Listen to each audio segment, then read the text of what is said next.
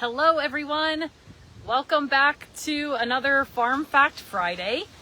We had plans to go on site today for an exciting tour of a farm, but weather did not cooperate.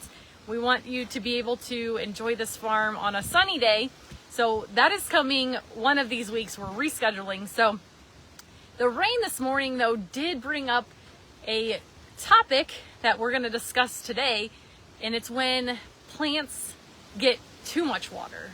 Yes, it's certainly possible. I'm sure you've seen it before, but we're going to talk a little bit about what actually happens to that plant. Going to talk a little bit of science, but we're going to keep it very basic. It's much more complicated than what we'll talk about today, but it'll kind of give us an insight to actually what happens with a healthy plant, and then what happens when there's too much water. So whether it's a field or a garden, it's not ideal to have water just sitting on the plants. We don't just drink water constantly. Plants don't need to drink water constantly either. So when we get long periods of rain, or rain that comes really, really fast, if that water doesn't have a place to go, it's going to sit right on that root structure of the plant, or possibly even submerge that plant. So if the plant is sitting there and the root structure is in that water for a long period of time, it actually suffocates the roots and the plant will die. So we don't want that to happen. Same thing with if that plant sits, maybe it's in a low area of the field and the tile is there, but it's not able to move the water fast enough. Maybe the ditches are already full. It just takes time.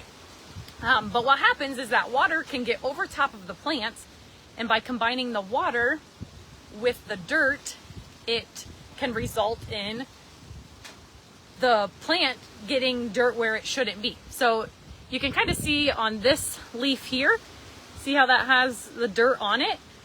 Sometimes the whole plant is like that, and if you're driving by a bean field after a heavy rain and the maybe days after the water has actually moved on its way, those plants may actually look brown instead of green, and that's not ideal.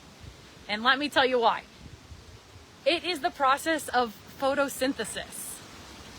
Maybe a big word, it's kind of fun to say, but plants have this cool ability that they can produce their own food. So what happens is the root structure brings in water. So that's one component. And then each one of these leaves have what's called chlorophyll in it. And the chlorophyll brings in the sunlight.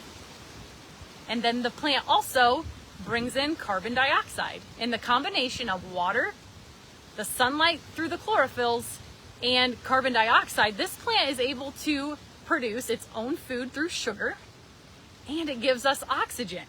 So a pretty cool plant that does quite a few things. So if you're blocking these leaves because they have dirt on them, mud on them, and that sunlight can't get through to the chlorophylls, if you take out one piece of that puzzle, it can't do what it needs to do and it dies.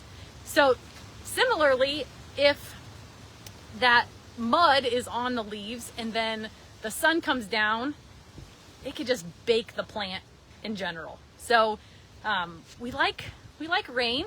We like it in steady flows, but of course Mother Nature sometimes has a way of doing things. So in a big field, depending on the time of year, it could result in having to replant certain areas of the field, but sometimes that's not possible. If you have a garden, you want to check on your garden after heavy rains. What you could do is, provide your own ditches to get that water away from it. And if your plants do become covered with mud on the leaves, you want to make sure that you at least try to rinse that off so they can continue to do their process of photosynthesis. So pretty cool that they are able to do all of that on their own, but we just have to make sure that they have the right things to be able to do that. So I hope you guys have enjoyed today's Farm Fact Friday. If you're interested in learning more about photosynthesis, I love science, so we could talk about it more later.